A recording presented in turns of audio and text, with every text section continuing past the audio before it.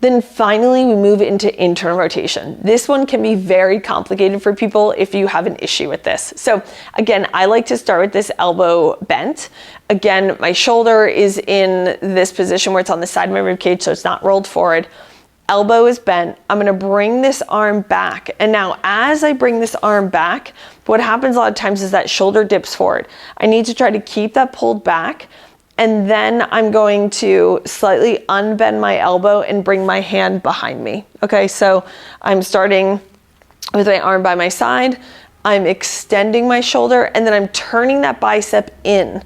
So I'm turning that bicep in to bring my hand behind me. Okay, so from the front, I'm extending my shoulder, and then you see how I have to bring my elbow out to the side just slightly in order to turn this arm in and come behind me.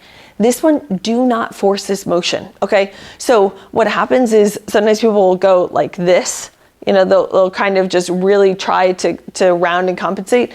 If you need to start, just bring this arm back like this and maybe start turning that bicep in just slightly.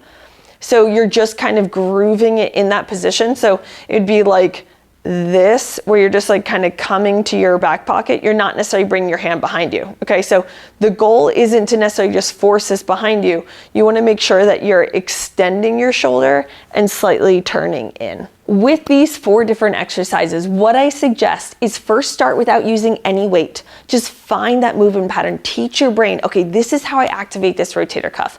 I would start with doing something like 2 sets of 10. You can work up to 3 sets of 10, but be really specific about how you're moving, right? This can feel incredibly tedious because it doesn't really feel like you're doing that much, but what you're doing is you're reinforcing a movement pattern. You're telling your brain, you need to activate these muscles when you start to do any type of shoulder movement.